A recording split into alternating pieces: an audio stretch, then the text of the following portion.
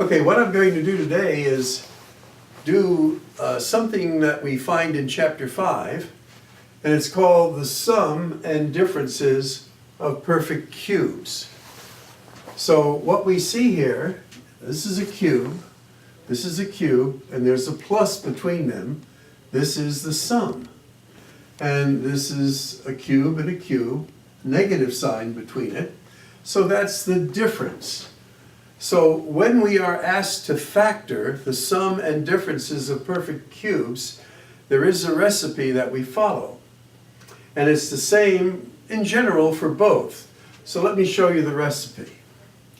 So what we do is we put a parenthesis for 2 terms and a parenthesis for 3 terms. And we do that for both.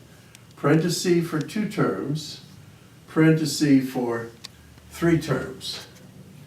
And depending on the sign that we're dealing with here, it's a plus, we put a plus there. And then we put a negative sign there.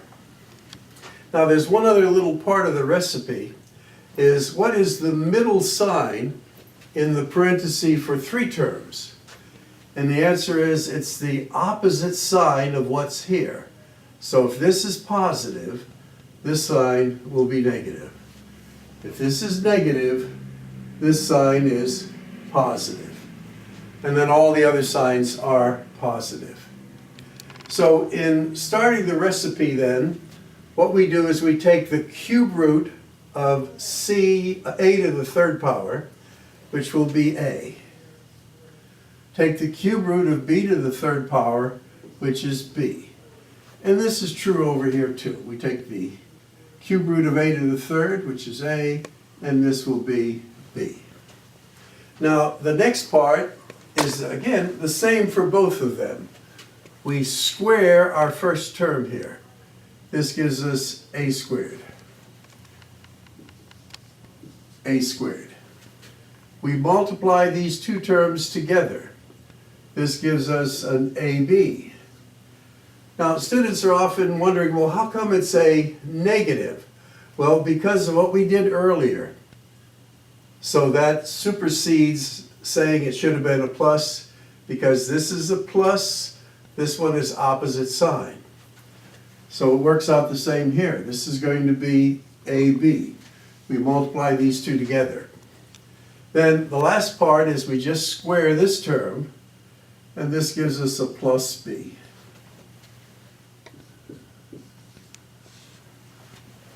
So repeating the recipe, we see this is the sum of perfect cubes, difference of perfect cubes.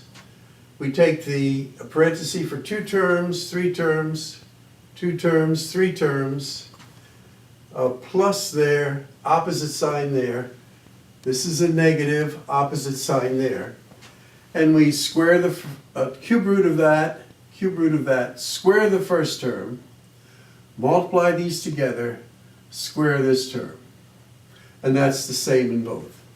So here's an example. We see it's the difference of perfect cubes. So we put a parenthesis for 2, parenthesis for 3. So here, this is going to be a negative, and then our opposite sign there is plus. So cube root of 27 is 3. Cube root of a to the 3rd is a. Cube root of 8 is 2. Cube root of b to the 3rd is b. So now we square this first term, 9a squared.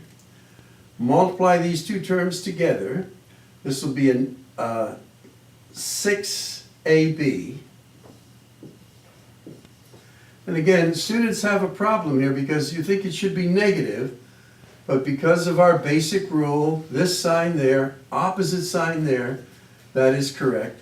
And then we square our last term. And there is a little review of the sum and differences of perfect cubes and the recipe.